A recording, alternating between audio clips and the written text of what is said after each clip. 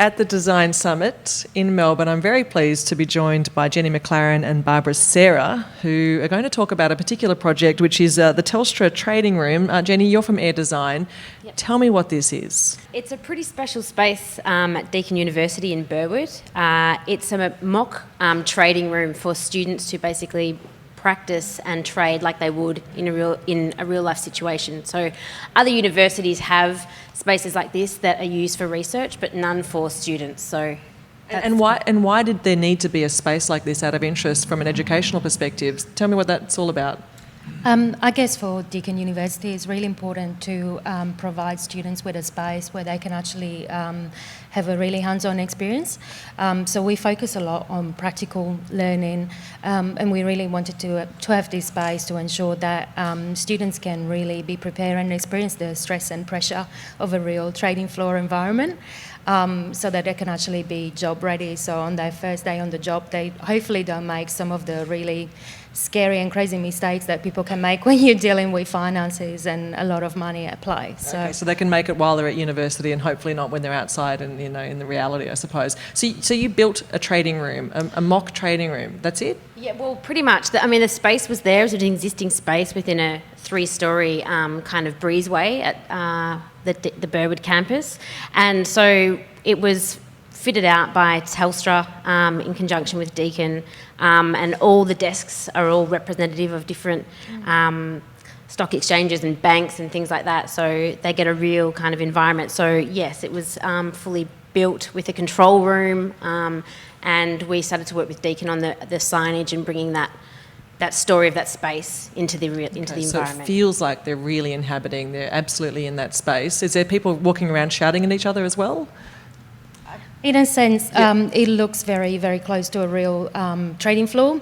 So we have some pretty big screens with the news and a Bloomberg feed and ticketing as well.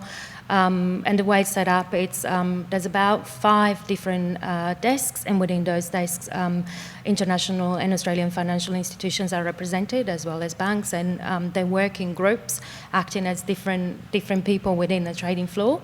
And it's used as a teaching space. So there's a lecture twice a week for 2 hours where they actually run through an exercise. So it's very hands-on, and by the end of the lecture they actually look at the results, how much money a certain team has made, how much money another team has lost.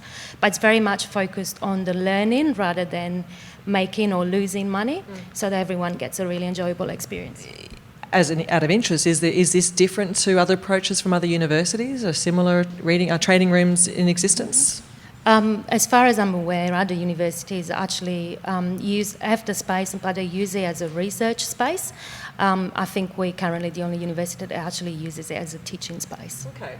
And what's interesting, of course, is that the university, you've come from Deakin University, Barbara, and then, of course, you're the designer, getting together to do something like this, which is a mock-up space, I suppose, but it's to prepare students for the real world. What was unique about your working relationship? Well, we chose to work with Air Design because we work with them already on a number of projects, and we have a very good relationship of trust, and they've produced fantastic results for us so far. So we knew that we could task them with a very open brief. And I have to say, the design, seeing it from paper to actually, it's sort of a 3D acrylic design. So once you see it in the building, it looks absolutely fantastic, and it was very pleasing, and we received a lot of praise. So it's exciting seeing coming to life. It is important, I imagine, Jenny, from your perspective, to have a client, a university or otherwise, that's willing to... I mean, you said it was a bit of a loose brief almost, is that right? It was a very open brief. Okay, open brief, that's probably a better way of putting it. So from your perspective as a designer, to be given an open brief for something that actually has quite specific outcomes, having a client like that, tell me about that. I guess designers like some restraints, but because we had that trust there and that existing relationship, we knew how far we could go, and I think having that open brief along with a collaboration and an existing relationship, you get the best results. You get the project's going to succeed because of that. Could it have gone further, do you think? How did you push the client, I suppose? I mean, your job is to design the space to create the traders of today/tomorrow.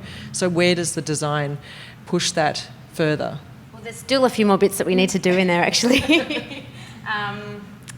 We're going back for round 2. Yeah, we are. We're doing a few little polishes here and there. Okay. So, All right. But even to talk more about this idea that you do create these kinds of mock-up spaces to improve education outcomes, I suppose, because at the end, at the end of the day, to use a phrase, that's the goal. It's to create better traders. So through design, we're able to do that.